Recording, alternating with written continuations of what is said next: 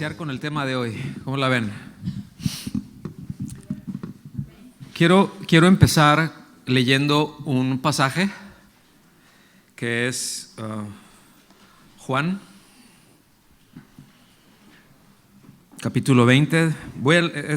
El pasaje no está tan largo, pero tampoco está tan chiquito. Es del 1 al 18, ¿sí? Yo lo voy a leer, usted sígame ahí con atención. Si trae su Biblia, la puede abrir, o si es electrónica, la puede encender, ¿verdad? Y yo se lo voy a leer desde la Nueva Versión Internacional. Dice: el primer día de la semana, muy de mañana, cuando todavía estaba oscuro, María Magdalena fue al sepulcro y vio que habían removido la piedra que cubría la entrada. Así que fue corriendo a ver a Simón Pedro y al otro discípulo, a quien Jesús amaba. Curioso, ¿verdad? ¿Quién es el discípulo que amaba? Curioso que Juan decía que Jesús era el discípulo que Dios amaba y lo decía Juan, ¿verdad? Bueno, es interesante. Dice: a quien amaba Jesús, y les dijo: se han llevado del sepulcro al Señor y no sabemos dónde lo han puesto. Entonces Pedro y el otro discípulo se dirigieron al sepulcro. Ambos fueron corriendo, pero como el otro discípulo corría más rápido que Pedro, sí saben por qué, ¿verdad? ¿Por qué Juan era más rápido? Porque es primera, segunda y tercera de Juan, y Pedro nomás primera y segunda. Dice: llegó primero al sepulcro, inclinándose, se asomó y vio allí las vendas, pero no entró. Tras él llegó Simón Pedro y entró en el sepulcro, vio allí las vendas y el sudario que estaba con el que estaba cubierto la cabeza de Jesús, aunque el sudario no estaba con las vendas, sino enrollado en un lugar aparte. En este momento entró también el otro discípulo, el que había llegado primero al sepulcro, y vio y creyó. Hasta entonces no habían entendido la escritura que dice que Jesús tenía que resucitar. Sigo leyendo. Los discípulos se regresaron a su casa, pero María se quedó afuera llorando junto al sepulcro. Mientras lloraba, se inclinó para mirar dentro del sepulcro y vio a dos ángeles vestidos de blanco sentados donde había estado el cuerpo de Jesús, uno a la cabeza y otro a los pies. ¿Por qué lloras, mujer?, le preguntaron los ángeles. Es que se han llevado a mi Señor y no sé dónde lo han puesto, le respondió. Apenas le dijo esto, volvió la mirada y allí vio a Jesús de pie, aunque no sabía que era él. Jesús dijo: ¿por qué lloras, mujer?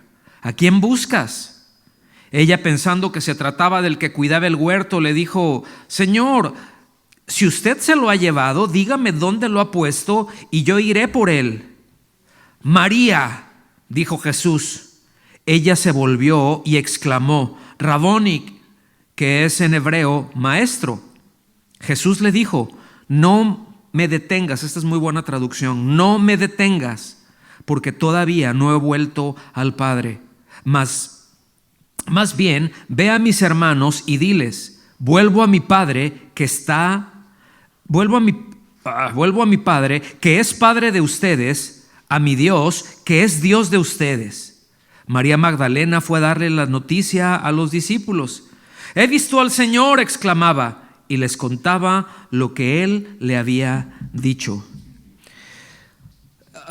Hay algunas traducciones. Reina Valera dice: no me toques. ¿Cuántos la tienen así?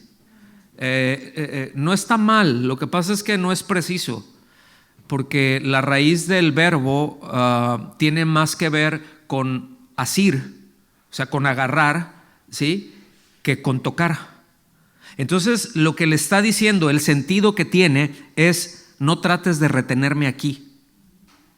¿Sí? No trates de detenerme. Eso es lo que le está diciendo. Pues esta traducción me gusta. Dice: no me detengas. ¿Sí? O sea, todavía estoy. Pero hay algo que es muy bonito Sí, porque el Señor les dijo: voy a mi Padre, que es Padre de ustedes, voy a mi Dios, que es Dios de ustedes. Nunca antes de esto el Señor les había dicho, sí, que era el Padre de ellos. Nunca lo había dicho, hasta ese momento que Él ya había resucitado. ¿Fijan? Es decir, la redención estaba lista y Él iba a hacer la paz. Pues como se pueden imaginar, este mensaje se llama Resucitó. Es un hecho histórico muy impresionante. Sí. Hace unos días estaba viendo un video en una universidad en donde una persona le dijo al que estaba predicando, ¿verdad? Porque habían como tipo debates, ¿no? Y ella le dijo: ¿y cómo sabes que Jesús resucitó? Él dijo: bueno, hay mucho testimonio histórico. Y ella le interrumpió y le decía: no, es muy conveniente, le dijo, que digas hay un testimonio histórico. No, a mí cuando me entregues todo el registro médico de él, entonces voy a creer. Y le dice él: pues me parece muy conveniente que lo digas, porque entonces no habían registros médicos. Estamos hablando de hace 2000 años. ¿A qué voy con esto? Que muchas veces anteponemos argumentos muy absurdos ante la resurrección del Señor, cuando hay evidencia histórica, no solamente en los evangelios, que debo decir que son documentos históricos.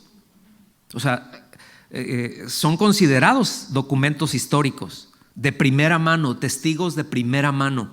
Pero no solamente hay testimonios de cristianos, porque alguien puede decir: pues sí, son cristianos, pues cómo no van a decir eso. No, el asunto es de que también hay historiadores seculares, vamos a decir así, que no eran cristianos, de hecho eran medios contrarios al cristianismo, pero ellos dieron testimonio de eso. Es decir, ellos dejaron una evidencia escrita de que efectivamente aquello que había ocurrido era real. ¿Estamos aquí? Vamos a ver parte del capítulo 15 de Primera a los Corintios. Primera a los Corintios es el capítulo más largo en cuanto al tema de la resurrección, entonces no lo vamos a ver todo, pero trata mucho acerca de la resurrección, trata acerca incluso de la glorificación, ¿verdad? Y en lo que van ahí a Primera a los Corintios 15, yo les voy a leer algo que el comentarista puritano Matthew Henry dijo al respecto de la resurrección. Ahí les va. Dice: la doctrina de la muerte y resurrección de Cristo es el fundamento del cristianismo. ¿Qué es? Es el fundamento del cristianismo. Si se quita, se hunden de inmediato todas nuestras esperanzas de eternidad. Continúa diciendo: por sostener con firmeza esta verdad, los cristianos soportan el día de la tribulación y se mantienen fieles a Dios. ¿Lo digo una vez más? ¿Se los leo una vez más? La doctrina de la muerte y resurrección de Cristo es el fundamento del cristianismo. Si se quita, se hunden de inmediato todas nuestras esperanzas de eternidad. Por sostener con firmeza esta verdad, los cristianos soportan el día de la tribulación y se mantienen fieles a Dios. Póngame mucha atención en esta introducción. Vamos. El capítulo 15 lo puede leer usted con más detenimiento en casita, de Primera a los Corintios. En esencia, lo que está trayendo o lo que está tratando es, vamos a decir así, traer a flote, evidenciar la razón del desorden que tenían los llamados cristianos en la ciudad de Corinto. Cuando decimos la iglesia, los corintios o a los corintios, no nos estamos refiriendo a un grupo en particular, no nos estamos refiriendo a una congregación. Usted verá en la Biblia que dice carta a los corintios, por ejemplo. Bueno, es a todos los cristianos que formaban parte de la iglesia en Corintio. Habían muchos grupos. No era como a veces pensamos, ¿verdad? Entonces, pero algunas estaban mejor que otras, algunos de los grupos, pero había unos grupos que traían unos desórdenes impresionantes, ¿sí? Y él trae la razón de esto. Trata, aquí es como que les toca, les pega en el callo, ¿verdad? Aquí. La verdadera condición de esos que se congregaban en Corintio era en esencia su incredulidad en la totalidad del evangelio. Es decir, creían en partes. Creían en partes, ¿sí? Más concretamente, muchos no creían en la resurrección, y este era un tema cultural, ¿sí? Este es un tema cultural. Entonces, por un lado, por ejemplo, para los griegos, Corintio era una ciudad griega, es una ciudad griega, ¿verdad? Y dentro de esa enseñanzas, de esa filosofía que tenían dentro de las religiones, el tema de la resurrección era una locura, pero era una verdadera locura, ¿verdad? Era algo inadmisible. Había una filosofía que se llama dualismo. O sea, el dualismo es una de tantas, ¿ok? Pero en esencia, esa filosofía, esa enseñanza del dualismo, la enseñaban prácticamente las distintas escuelas filosóficas. Por ejemplo, habían escuelas de epicúreos, es decir, era una enseñanza que tenían, ¿verdad?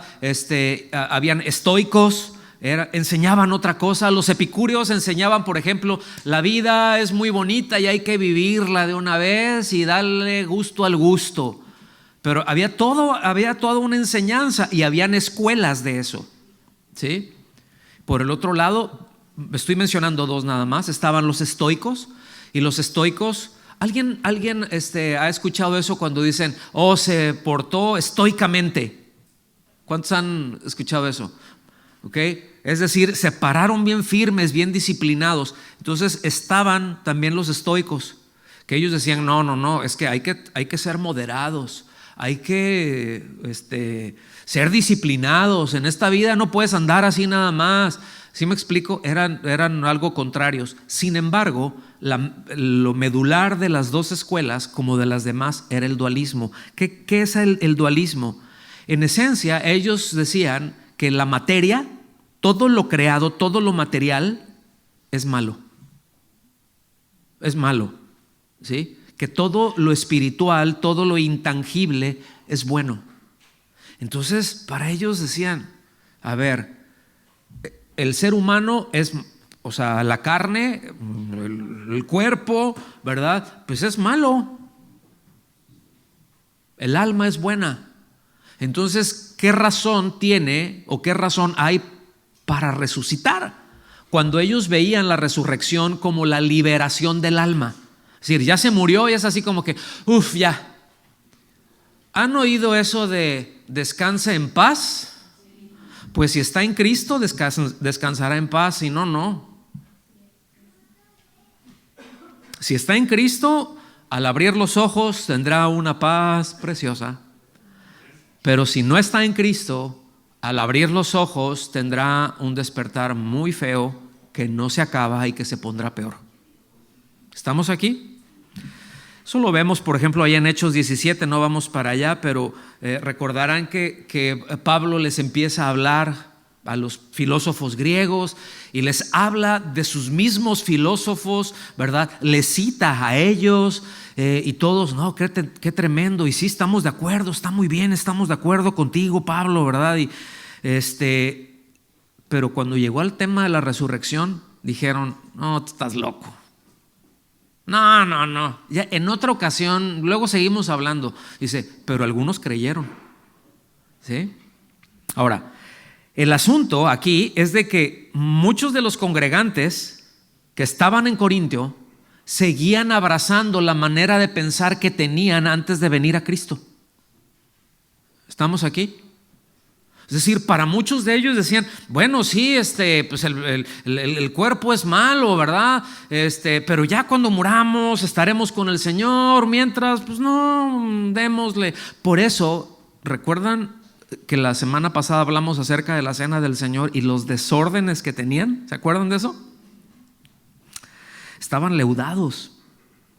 El mismo pensamiento del mundo. Sí, habían puesto, y ahorita lo vamos a ver a la luz de la palabra, habían puesto su confianza en Cristo, pero seguían pensando igual que en el mundo, en algo tan esencial como es la resurrección. ¿Sí? Habían un par de cosas que el apóstol trata aquí, o que nos deja ver, y es de que este grupo de gente, porque el apóstol Pablo estuvo más o menos año y medio, cuando él fundó la iglesia en Corinto, él estuvo año y medio enseñando, y yo ya les he dicho a ustedes, yo ya les he enseñado esto a ustedes. Evidentemente había gente que él no había enseñado. Entonces habían muchos que ignoraban, porque cuando les predicaron el mensaje del evangelio, no se los predicaron completo. Siempre que se habla del evangelio, hermanos, a veces tenemos la tendencia de quedarnos en Cristo murió por ti, y hasta ahí llegó el asunto. Pero eso está incompleto. Sí, Cristo murió en tu lugar, pero resucitó al tercer día y ascendió a los cielos. Eso es esencial, eso es doctrina esencial.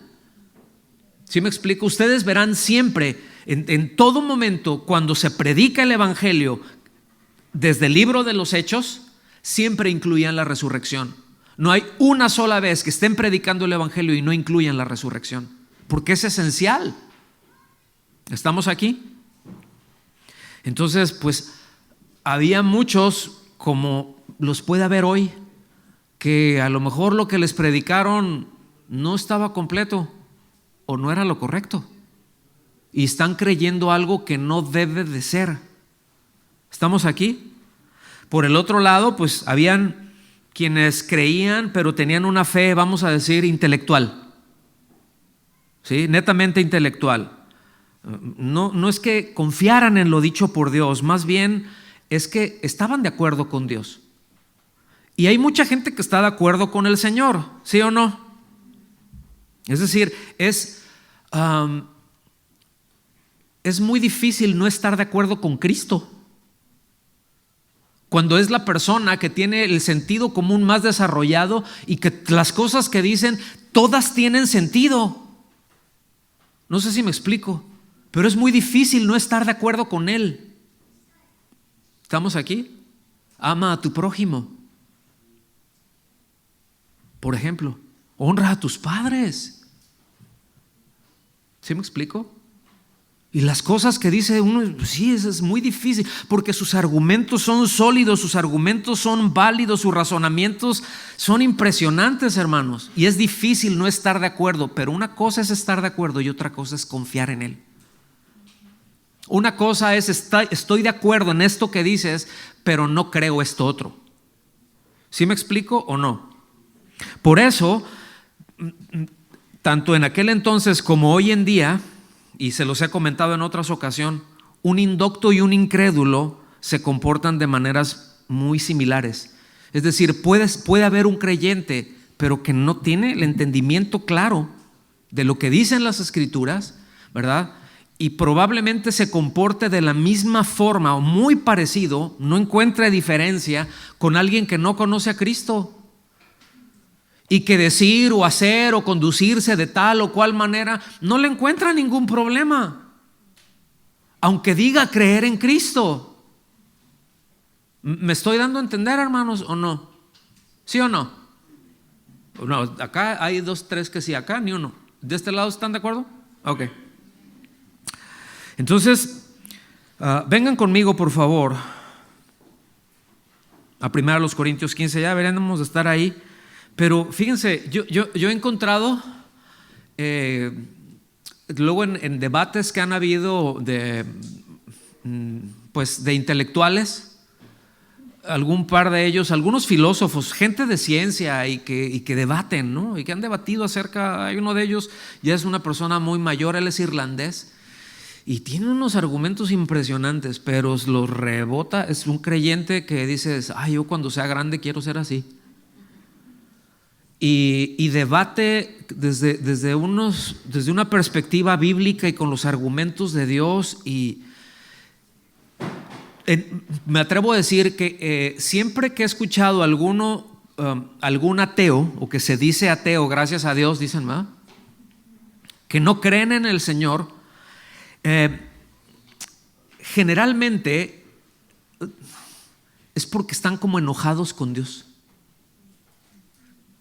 O sea, tú escuchas a una persona y le escuchas hablar y dices, ¿qué te pasó? ¿Qué te hicieron? Pero eso que te hicieron no fue Dios. ¿Me explico? Y a veces ves que hay un enojo, ¿no? ¿Y cómo es posible? Así no puede ser, ¿verdad? Pero yo he visto eso, o que hay algún enojo ahí, o por el otro lado, que hay una condición moral paupérrima, que están viviendo una vida desenfrenada, aunque sean muy intelectuales. ¿Estamos aquí? Bueno, ya les di tiempo para llegar. Primero los Corintios capítulo 15, versículos del 1 en adelante. Voy a ir leyendo y me voy a detener en algunas partes. Dice: ahora les hago saber, hermanos, digan conmigo, hermanos, el evangelio que les prediqué. Dice, el cual también ustedes recibieron, en el cual también están firmes, por el cual, o sea, por el evangelio, también son salvos si retienen la palabra que les prediqué. Es decir, solo si realmente se pone con firmeza la convicción, la confianza en lo dicho por Dios, pues entonces es que se es salvo. Eso es lo que está diciendo, ¿no? Es decir, cuando alguien confías en Dios o no confías, confías en la totalidad de lo que Él ha dicho o no confías. Y al no confiar, pues lo que se le está diciendo, no, Dios, tú no eres digno de confianza. ¿Me doy a entender? Por eso es tan importante ubicar qué es lo que dice la Biblia y tenerlo claro. Dice, a no ser de que hayan creído en vano. Esta es una nota, ¿verdad? Ahí que les manda a aquellos que tenían una fe superficial. Versículo 3, porque yo les entregué en primer lugar lo mismo que recibí. O sea, yo no les ando inventando, no les traigo ninguna nueva doctrina, no me saqué nada yo de la manga, no les estoy diciendo nada que no les haya dicho y nada es de mi autoría. Todo lo que les estoy diciendo, yo lo recibí del Señor y eso se los entregué. Ahora, ¿qué fue lo que recibió y qué les entregó? ¿Qué mensaje? Que Cristo murió por nuestros pecados conforme a las Escrituras. Digan, conforme a las Escrituras. No conforme a la tradición, no conforme a lo que dijo alguien por ahí. No, pues a mí me dijeron que no, conforme a las Escrituras. Que fue sepultado y que resucitó al tercer día conforme a las Escrituras, que se apareció a Cefas, es decir, a Pedro, y después a los 12, ¿sí? O sea, dice, hay testigos presenciales. Entonces, son las Escrituras que nos anuncian que Cristo vendría. Es decir, que el Mesías, que el Hijo de Dios sería encarnado, que vendría, ¿se acuerdan? Que vendría que tomaría un cuerpo, ¿sí? ¿Se acuerdan desde Isaías que luego empezamos? Porque la Virgen concebirá, 750 años más o menos, 750, 800 años antes de Cristo, más o menos, por los impuestos, digamos que 750, ¿sí? Pero está hablando de que nacería de una virgen. No fue nada no fue nada extraordinario en el sentido de que no fue algo extraño, se les anunció, lo tenían por escrito todo ese tiempo. Es en las Escrituras las que nos anuncian que Él sufriría a causa de nuestro pecado por tomar nuestro lugar, que sería muerto, pero que resucitaría. Dense una vuelta por Isaías 53. Ahorita no podemos por el tiempo, pero dense una vuelta con detenimiento. Lean Isaías 53, oren, pero deténganse, ¿sí? Un cristiano, Crisóstomo, de los primeros siglos, del siglo III, escribió lo siguiente: esta es la fuente de donde brota lo esencial en el Evangelio. Fíjense, esto, aquí es donde brota todo el asunto.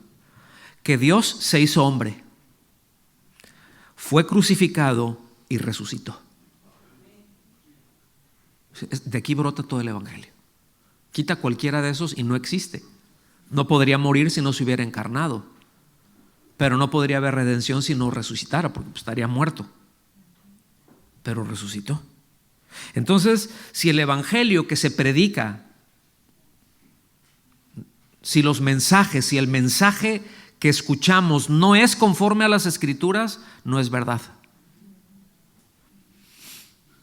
¿En dónde nos dice entonces que murió por nuestros pecados en sustitución nuestra?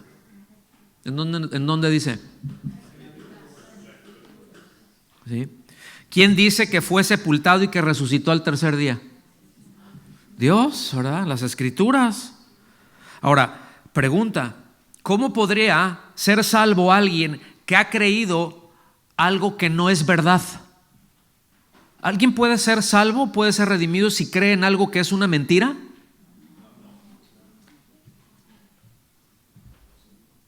Si es una mentira, no puede ser salvo. Luego entonces la resurrección es verdad. ¿Lo estamos viendo? Voy a poner un ejemplo. Es como este argumento, ¿no? Aquí tenemos en nuestra sociedad, llegamos a tener mucho contacto con musulmanes, ¿sí o no? Y bueno, pues tienen sus ondas, ¿no? Y ellos en esencia no creen que Jesús es Dios. Dicen, bueno, es un profeta. Dice, ¿y quién dice que es profeta? No, pues es que es un profeta. Ok, pero entonces, ¿dice la verdad? ¿Él hablaba la verdad? Y ellos te van a contestar que sí. Ok, él dijo que es Dios.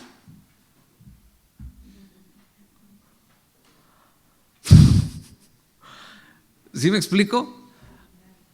O sea, ¿lo tienes como un profeta? Es un ejemplo. Y dices, no es Dios, es un profeta nada más. Ok, pero él dijo de sí mismo que es Dios.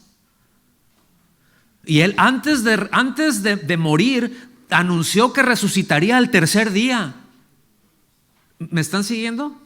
Y está esa evidencia. Entonces, pues mi consejo para ellos es: hazle caso a Jesús. Y para todos, ¿no? Seguimos.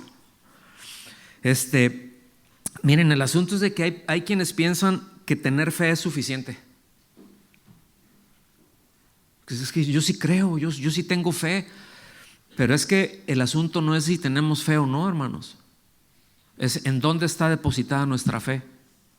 Yo me atrevo a decir que hay de falsas religiones que tienen más fe que muchos cristianos, ¿eh? Es decir, su vida la conducen de acuerdo a lo que ellos creen que es así, aunque estén equivocados. Y yo veo de repente a algunos que se dicen cristianos y ay no, hoy no voy, estoy bien cansado, hoy no voy. Ay, hoy no voy a leer la Biblia. Ay, hoy no voy a orar. No, no tengo ganas. Yo no me explico eso, la verdad. Bueno, sí me lo explico. O es un indocto, o no está siendo bien enseñado, o no ha creído. ¿Cuál será? Pues solo Dios sabe, ¿verdad? ¿Podrá ser alguien adoptado por Dios, nacer de nuevo, si solo confía en parte del Evangelio y no en todo? ¿Ustedes qué piensan? Entonces, bueno, el problema más importante entonces que se enfrenta en el cristianismo es precisamente, pues, ¿qué es lo que se enseña con respecto a Cristo? Yo lo sé, yo lo he comentado en otras ocasiones, que luego se presenta a Dios, se presenta a Cristo como alguien que está ahí para, como el plus de tu vida, para mejorar tu vida, para que mejores tu vida, para que se arreglen todos los problemas, las metidas de pata que uno dio ahí en el matrimonio, ¿verdad? Pero que Él va a llegar, y si haces A, B y C, entonces Él está obligado a que lo va a hacer, lo tiene que arreglar, y tú puedes seguir metiendo la pata y no le hace, pero que te va a prosperar y que no vas a sufrir, y todo eso, nada de eso está en las Escrituras. Me explico. Lo que las Escrituras dicen es que Él murió por nuestros pecados, resucitó al tercer día. Eso es lo que nos dicen. Continúo leyendo versículos 6 y 7. Dice: luego, o sea, primero se apareció, dice, a Pedro, ¿no? Y después a los 12. Aunque, como vamos a ver más adelante, a los primeros que lo vieron resucitado fueron mujeres. ¿Sí? A quienes les encargó de dar la noticia de que Él había resucitado fueron mujeres. Bueno, eso nomás lo pongo ahí. Y no es feminismo ni nada de eso. ¿Sí? Es nomás para que los hombres despierten tantito, porque luego andamos medios dormidos. Dice que era antes de que saliera el sol, ¿no? ¿Y dónde estaban los hombres? Pues dormidos. ¿Dónde estaban las mujeres? Ahí en el sepulcro, ya estaban activas. Pero tampoco es como, ay, nosotros las mujeres, porque yo veo que hay 2, 3 que están bien dormidas aquí todavía. ¿Nos reímos? Dice, luego, ya versículo 6, luego se apareció a más de 500 hermanos a la vez, la mayoría de los cuales viven aún, pero algunos ya duermen. Fíjense, cuando él está diciendo esto, que les está escribiendo esto a los corintios, habían pasado más de 25 años de la resurrección. O sea, híjole. Bueno, ahorita me voy a detener ahí porque esto está muy, muy bonito. Versículo 7, después apareció a Jacobo, luego a todos los apóstoles. Entonces, aquí está hablando de ¿cuántos testigos? No, a ver, ¿cuántos testigos? Más de 500. ¿Sí? Más de 500, pero es decir, más de 500 testigos presenciales, pero es muy importante, subráyele ahí, no es pecado subrayar su Biblia. ¿Sí? Dice a la vez. Al mismo tiempo. Ahorita aquí hagan de cuenta de que los que estamos ahorita aquí, entre los que están aquí en esta parte y los que están más allá atrás, que se están durmiendo por allá. Sí, ahí voltea y despiértalo. Pues más o menos, ojo de buen cubero, échenle 5 veces esto que está aquí. Más o menos, un poquito más. Sí, de este grupo, todos los que estamos aquí, unos 5 grupos como este. Y que llega y a la vez lo vemos todos y estamos todos con Él y hablamos, vamos con Él o tocamos, estamos a la vez. Y eso es muy importante porque no da pie a decir, bueno, es que se apareció de uno por uno, ¿sí? Cosa que pudiera dar pie a un falso testimonio. Para empezar, es muy difícil que puedas poner de acuerdo a 500 de una misma cosa. Uno va a dar una versión, otro daría otra versión. A lo mejor el que se aprenda bien el memo, ¿verdad? Ahí van a decir exactamente lo mismo, pero si le preguntas al otro, sí, ¿cómo, de qué color era su túnica? No, pues era blanca con cuadritos cafés, y el otro, no, pues era así media beige con cuadros amarillos, pero si todos vemos lo mismo, ¿me explico? Eso es muy importante. Entonces, nos dice la Escritura que, por ejemplo, en un juicio, cuando se presentaban testigos, tenían que haber 2 o 3 testigos que coincidieran en todo. Ahora, ¿qué pasa cuando más de 500 personas ven algo al mismo tiempo. Digo, es un testimonial bastante sólido. Eso es un testimonial bastante sólido. Y esto que menciona Pablo es corroborado también por escritores seculares. Entonces, ¿qué es lo que pasa aquí? Que esto coloca la resurrección, por ejemplo, como un hecho histórico con una evidencia histórica irrefutable, hermanos. A la vez, 500 testigos a la vez. Bueno, brinquemos hasta el versículo 12. ¿Está bien? Versículo 12 dice: ahora bien, si se predica que Cristo ha resucitado de entre los muertos, dice, ¿cómo dicen algunos entre ustedes que no hay resurrección de los muertos? O sea, predicamos que Cristo resucitó, pero entre ustedes mismos dicen, no hay resurrección, los muertos no resucitan. Entonces, recuerden lo que les dije hace un momento. Sí, decían que creían, pero no creían en la resurrección. Es decir, bueno, habla de la crucifixión, habla del nacimiento virginal, yo sí creo eso, pero la resurrección, no, eso yo no lo creo, porque no. Y es decir, los argumentos filosóficos humanos están por encima ahí, ellos ponían por arriba de las escrituras los argumentos filosóficos. Así pensaban, como hoy en día piensan así muchos creyentes. Y no precisamente con respecto a la resurrección, pero con otras cosas, donde la Biblia nos instruye, mira, es por aquí, es esto y es esto. No, yo tengo, ¿verdad? ¿Se acuerdan del síndrome del cípero? O sea, sí tienen el síndrome del cípero. Bueno, sí dice en la Biblia, sí, pero, o sea, tiene otro argumento que lo considera mejor, más sólido que lo que Dios dice. Sí. Entonces vean cómo la filosofía griega, este dualismo, ¿verdad? Pues lo traían metido, pero en todo su sistema de creencias, ¿no? Ahora, agréguele, porque dice, bueno, eso serían nada más los puros griegos. No. También habían judíos. También habían judíos que, bueno, ellos tenían un trasfondo saduceo. ¿Se acuerdan que habían saduceos? Era un grupo y habían fariseos. Los fariseos dicen que sí hay resurrección, que sí hay espíritu, y los saduceos decían que no.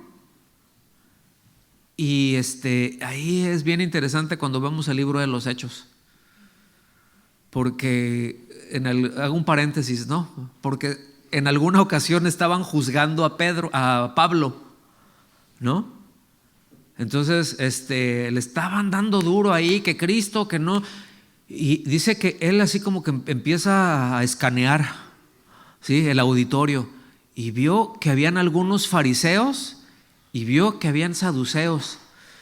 Y dice, bueno, a mí me están acusando porque yo digo que Jesús resucitó. O sea, yo todo lo que estoy afirmando es de que sí hay resurrección y que Él resucitó. Y dice, entonces ya se pusieron en contra, puso en contra y los fariseos decían, pues yo no encuentro nada malo en Él. Y los otros, no, sí, y ya se pelearon entre ellos. ¿Se fijan?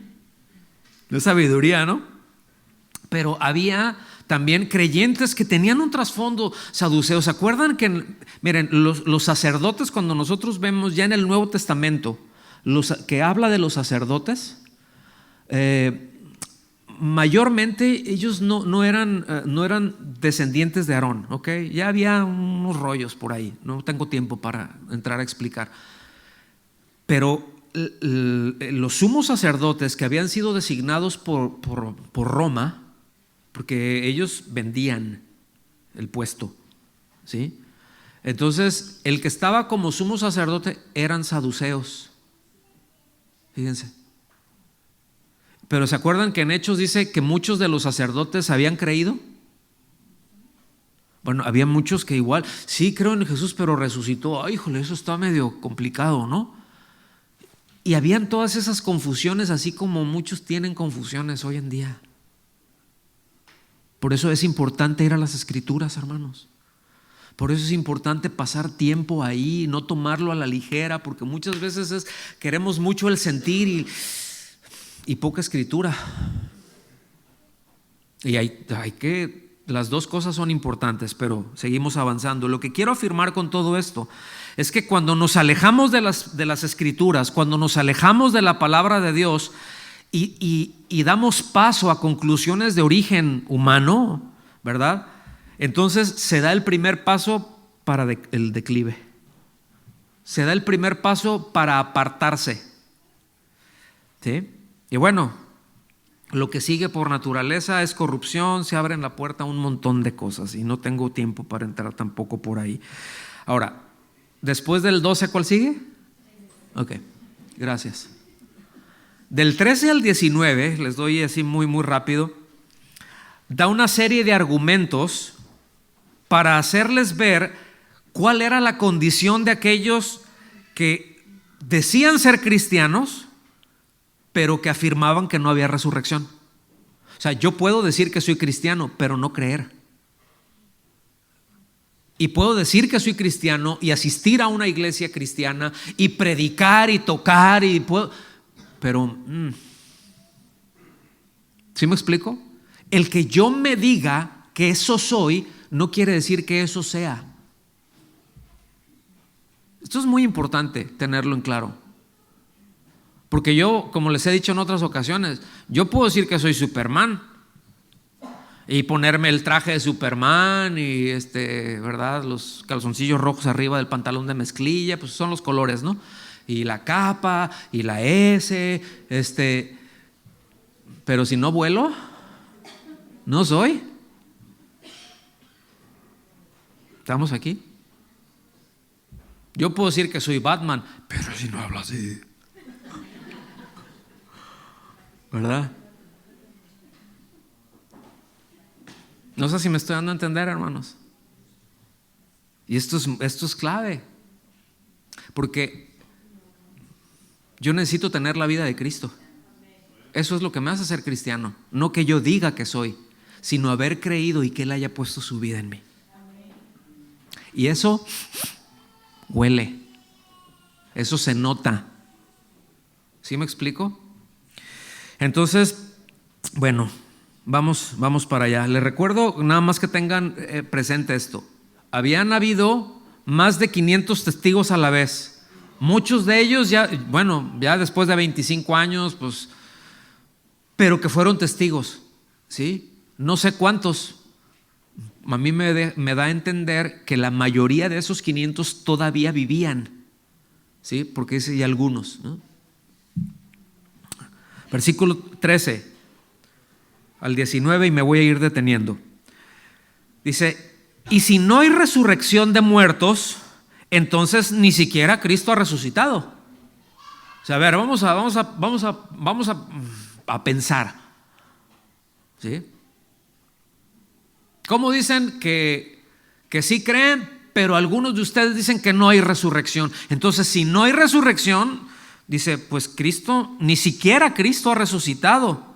Y si Cristo no ha resucitado, vana es entonces nuestra predicación. O sea, si Él no resucitó, el evangelio es inútil. O sea, no tiene ningún sentido. Cuando dice vano, es hueco, lleno de aire, no tiene sentido, ¿sí? Y también vana la fe de ustedes. O sea, si no hay resurrección, eso que dicen ustedes creer es hueco, no tiene ningún sentido. Entonces póngame atención, ¿cómo es la resurrección lo que le da sentido a todo lo que creemos y lo que le da firmeza y lo que lo ancla? ¿Estamos aquí, hermanos? Esa es la importancia de la resurrección, ¿sí? Versículo 15 dice: aún más somos hallados falsos testigos de Dios, porque hemos testificado contra Dios que Él resucitó a Cristo, a quien no resucitó, si en verdad los muertos no resucitan. ¿Se fijan ese juego de palabras que trae ahí? ¿Sí? Lo que está diciendo, Bueno, si no hay resurrección, es como si Dios nos hubiera mandado a testificar que sí hay. Entonces, pues si no hay, estamos al decir, pues Dios dice que sí hay, estamos diciendo que Dios es mentiroso. Estamos testificando contra Él, fíjense. Por eso la predicación del Evangelio es conforme a las Escrituras, es un testimonio a favor de Dios, es a favor de la grandeza de Dios. Cuando no se predica así, es contrario a. Y esto es muy importante tenerlo en claro y tenerlo presente. Versículo 16. Porque si los muertos no resucitan, ¿sí?, entonces ni siquiera Cristo ha resucitado. No, dice, y si Cristo no ha resucitado, la fe de ustedes es falsa. Es decir, sin la resurrección de Cristo, confiar en Él para salvación sería inútil. Seguiríamos igual. Y dice, sigue diciendo, todavía están en sus pecados.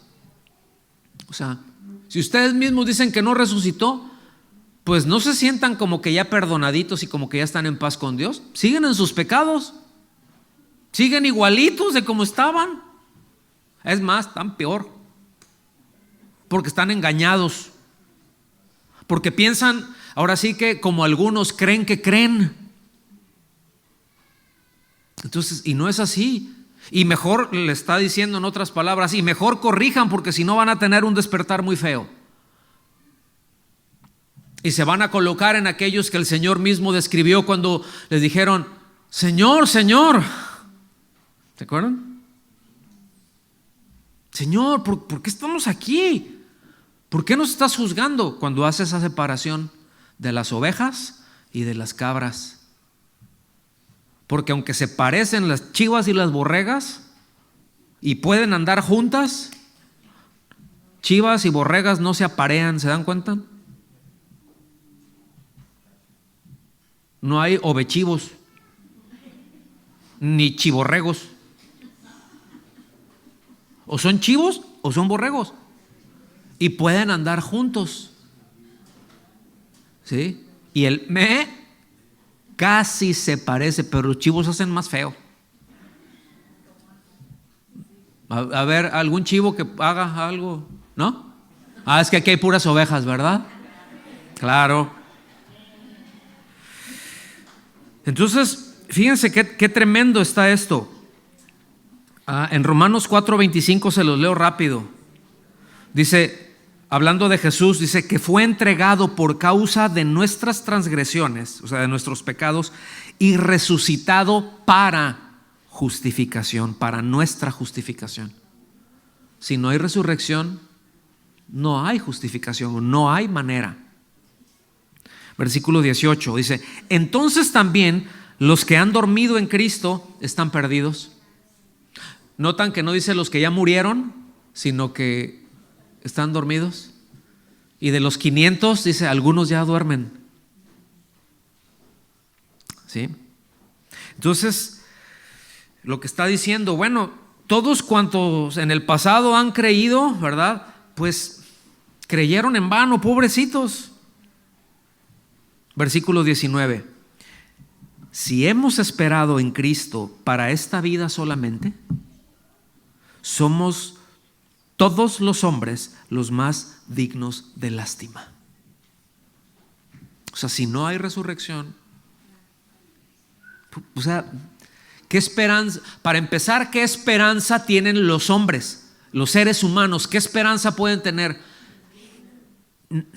Ninguna. Ahora, eso abarca a todos. Ahora, si no hay resurrección, ¿qué esperanza pueden tener los que se dicen cristianos? ¿Y para qué? Entonces, si no hay resurrección, ¿para qué me cuido? ¿Para qué me guardo para el Señor? ¿Para qué soy obediente a la palabra? ¿Para qué me esfuerzo en cosas? ¿Para qué estoy? ¿Para qué si no resucitó? Dice, es una pérdida de tiempo. Por eso luego cita, ¿verdad? Dice, bueno, pues si así fuera, pues comamos y bebamos que mañana moriremos. Eso no es una declaración apostólica, eso es algo que se decía en el mundo. ¿Ok?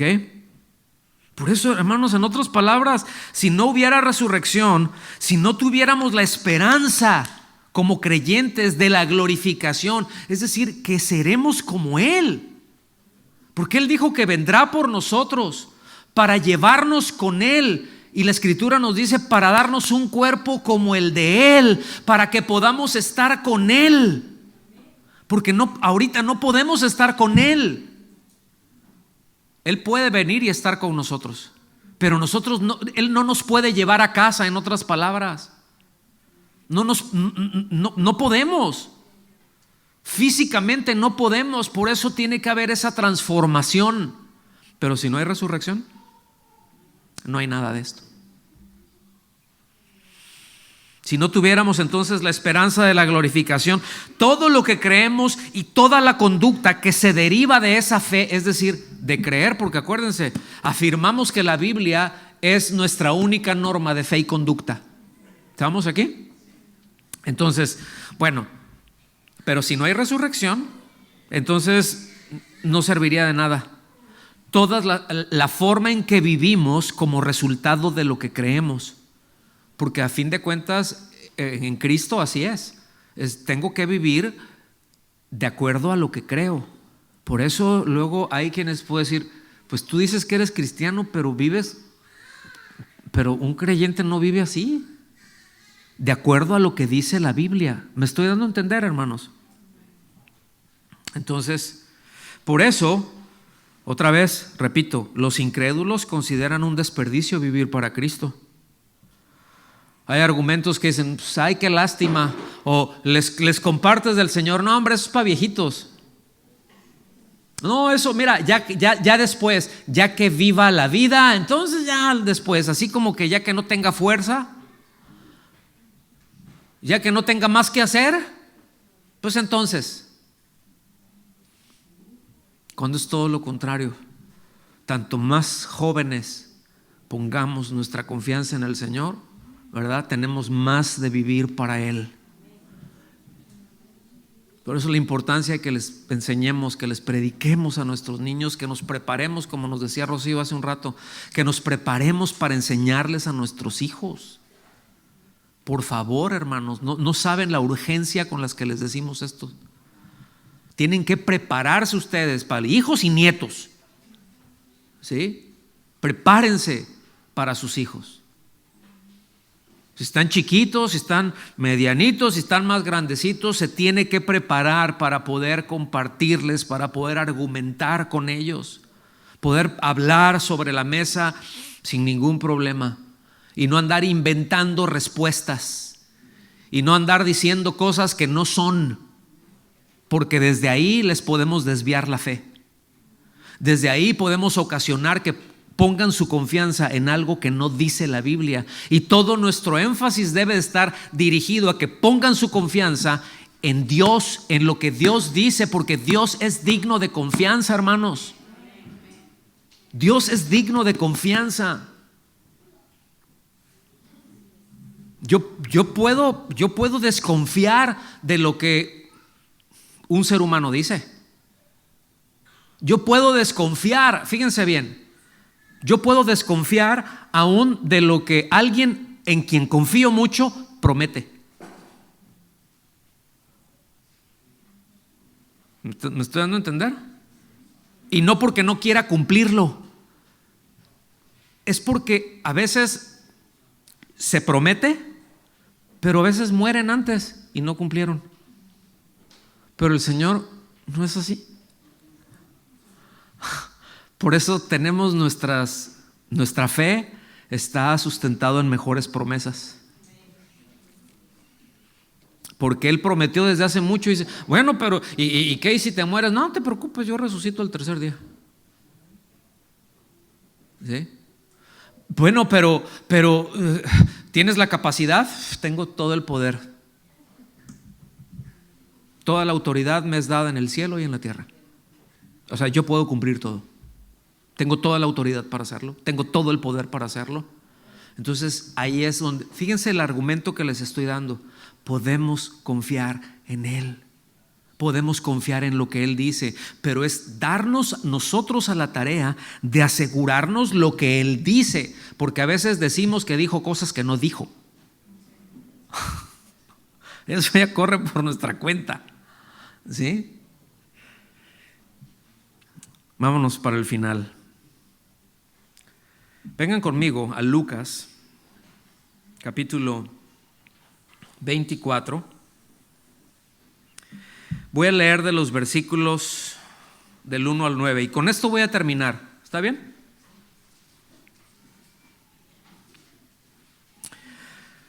Dice, es el mismo pasaje, pero hay otro enfoque. Hay un autor distinto. Y confirma y nos deja ver un cuadro, un escenario más completo con esto. Ponga atención. El primer día de la semana, muy de mañana, las mujeres fueron al sepulcro. ¿Quiénes fueron al sepulcro? Pero fueron las primeras. ¿Sí? Dice, llevando las especias aromáticas que habían preparado. ¿A qué se está refiriendo esto? ¿Que iban a tomar el té? No. Acuérdense, era el tercer día. Cuando se preparaba cuando alguien moría, lo preparaban muy bien, ¿sí? Le ponían muchas especias aromáticas, kilos y kilos y kilos. Aproximadamente entre unos 25 y 30 kilos de especias por todo el cuerpo se les ponían. Ahora, acuérdense que la crucifixión fue casi para entrar al Shabbat, es decir, para lo que ellos era el día de reposo. Por eso todo fue bien a la carrera. Lo bajaron y no, al entendimiento de ellos, no lo prepararon como normalmente se habría preparado a un muerto. ¿Estamos aquí? Y al día siguiente de la crucifixión no podían hacerlo porque era el día de reposo. ¿Sí? Y después, bueno, ya el día empezaba el primer día de la semana. ¿Sí? Ya era el tercer día. O sea, el primer día dicen, no, es que contamos mal. Lo que pasa es que a veces contamos mal, porque viernes es primer día, sábado es el segundo día y el domingo es el tercer día. Es la forma en que ellos contaban los días. ¿Sí? Entonces, ¿qué es lo que hicieron? Prepararon cosas para decir, bueno, todavía es el tercer día, todavía tenemos tiempo antes de que huela mal de prepararlo. Ellos iban a eso muy temprano, dice, todavía ni salía el sol. Se fijan, diligentes, ¿no? Dice, entonces encontraron que había sido removida la piedra que cubría el sepulcro. ¿Se acuerdan de eso? Que fue por una orden de Poncio Pilato, que dijo, cierren este sepulcro y séllenlo. Y además puso una guardia. Bueno, ya no estaban ahí. Y estaba, dice así, removida la piedra que cubría el sepulcro. Y al entrar, no hallaron el cuerpo de Jesús. O sea, qué nervios, ¿eh? O sea, que llegas y es como que, ¿y los guardias? Bueno, pues qué bueno que no están, pero ¿y la piedra? ¿Cómo? Pues a ver qué pasó. Imagínate, ¿no? Ahí con la velita, no sé, ¿no? Y no está. ¿Qué pasó? Sí, mientras se preguntaban qué habría pasado, se le presentaron dos hombres con ropas resplandecientes. Asustadas, ¿cuántos asustarían? Si estás ahí oscuro y de repente volteas y están fulano y mengano. Perengano, quién sabe dónde andaba, ¿no? Pero dos, y las ropas resplandecientes. Se ilumina todo. Y es como que, oye, ¿cuántos se les juntaría a la familia? ¿Cuántos les daría miedito? Que le decían, ay, qué cobardones. Ay, ya te quiero ver. Y dice, asustadas, se postraron hasta tocar el suelo con sus rostros. Pero ellos dijeron, ¿por qué buscan ustedes entre los muertos al que vive? O sea, se fueron a las rodillas, ¿no? O sea, del susto. ¿Sí? Pero la pregunta de ellos es, ¿por qué buscan entre los muertos al que vive? ¿En dónde anda buscando usted a Jesús, oiga? ¿Entre los muertos o entre los que viven? Dice, no está aquí, ha resucitado. No está, o sea, pero ¿qué pasó? Ya resucitó. Dice, recuerden lo que dijo cuando todavía estaba con ustedes en Galilea. ¿Qué fue lo que les dijo? El Hijo del Hombre tiene que ser entregado en manos de hombres pecadores y ser crucificado, pero al tercer día resucitará. Dice, bueno, ya resucitó. Ay, sí, pues el tercer día. ¿Se fijan cómo muchas veces podemos vivir y puede ser por la razón que sea? A veces puede ser por el trabajo, por la rutina, por el dolor. Perdemos de vista lo que Dios dijo que iba a hacer. Pero podemos ver también qué hermoso es nuestro Dios, que no dice, bueno, pues no se van a dar cuenta, pues ahí los dejo así. Lo cumple. Nos demos o no cuenta, lo cumple. Es digno de confianza. Versículo 8. Entonces ellas se acordaron de las palabras de Jesús. O sea, cuando los ángeles les dijeron, pues acuérdense, hace unos días les dijo todavía antes de venir para acá, o sea, me van a crucificar y ustedes, ay no, ¿cómo? Pues sí, pero no se preocupen, voy a resucitar. ¿Sí? ¿Se acuerdan? Y se voltean a ver, ¿verdad? Dice, entonces se acordaron de las palabras de Jesús. Al regresar del sepulcro, les contaron todas estas cosas a los 11 y a todos los demás. O sea, acuérdense que pues nos dice 12 porque ya uno se había ahorcado. ¿Sí? Judas. Dice, y a todos los demás. Las mujeres eran María Magdalena, Juana y María, la madre de Santiago. ¿Sí? Y las demás que las acompañaban. Fíjense, qué tremendo, hermanos. Ya si siguen leyendo van a ver que los demás discípulos, no, ustedes están locas. Les parecía una locura. Dicen, pero ellas, fue lo que, acuérdense que Él ¿cuántas veces nos dijo esto? ¿Sí? ¿Cuántas veces nos los dijo? Además, está en las Escrituras. Además está en las Escrituras. Y lo mismo les pasó en ese mismo pasaje, si ustedes siguen avanzando, a los que iban de camino a Emaús, todos tristes, desolados. Y pues nosotros pensábamos que, ¿sí? Nosotros pensábamos que pues es el Mesías, pero pues murió y aquí estamos. Hasta que les empieza a hablar, dice que les abrió el entendimiento. ¿Cuántos necesitan que nos abra el coco el Señor? Que traiga a memoria lo que Él nos ha prometido, que podamos reaccionar a lo que Él ha prometido, hermanos, que podamos estar pendientes a las cosas que Él dice. Y sí, y que yo entiendo otra vez que pueden haber 1000 factores, cosas en las que nos enredamos, que podemos tener, decimos en México, paros, ¿no? O sea, paros y peros, ¿no? Que podemos tener todo este tipo de cosas, un montón de excusas podemos tener, pero a fin de cuentas, hermanos, acordarnos de lo que el Señor dijo, tener presente lo que Dios nos ha dicho, recordar las promesas del Señor. ¿Está teniendo un tiempo complicado? ¿Sí? Podemos orar al Señor y descansar en Él, que Él nos cuidará. Ay, aunque ande en valle de sombra de muerte, no temeré mal alguno, porque tú estás conmigo. Tú resucitaste, tú estás conmigo. Dice, tu vara y tu cayado me infundirán aliento. Sí. Ay, y de pronto pasamos por el valle de sombra y de muerte, ¿eh? No es bonito. A veces nos imaginamos un vallecito así, como que ay, está medio sombreadito, pero está todo bonito. No, está hablando de terror. Está hablando de cosas que nos preocupan, de cosas que nos duelen. Y que muchas veces esto hace que nos distraigamos de lo que Dios dice. Sin embargo, hermanos, en ese momento podemos recordar que Él está con nosotros.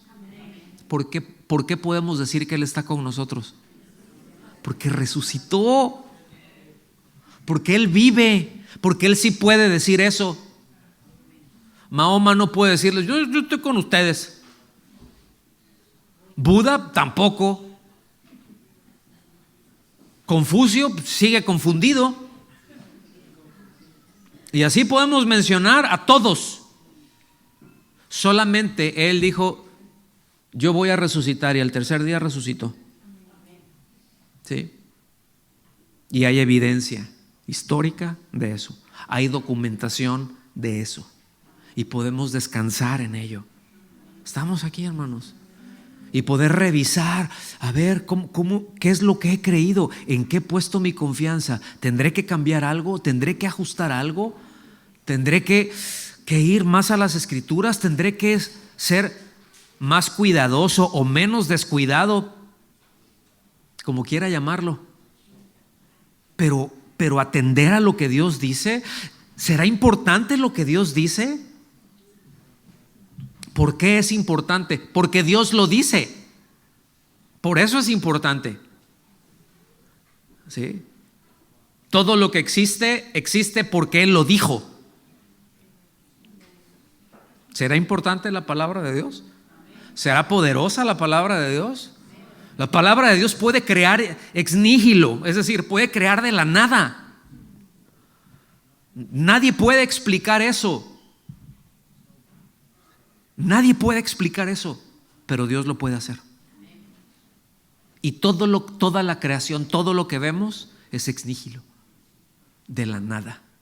Pero algo tenía que haber. No.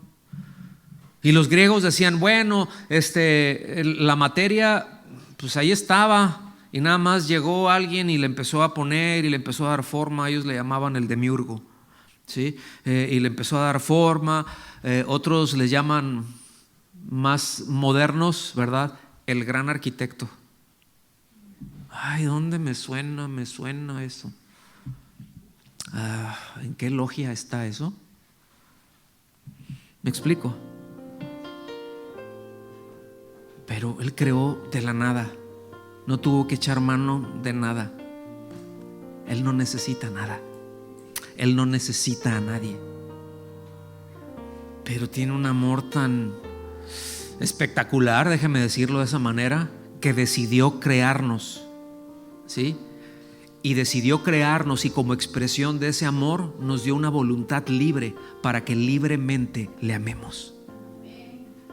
Y para que en libertad podamos disfrutar no solamente de lo que Él ha hecho, sino de quién es Él, y disfrutar de Él para siempre. ¡Qué amor! ¿Sí? ¡Qué amor! ¿Nos ponemos de pie?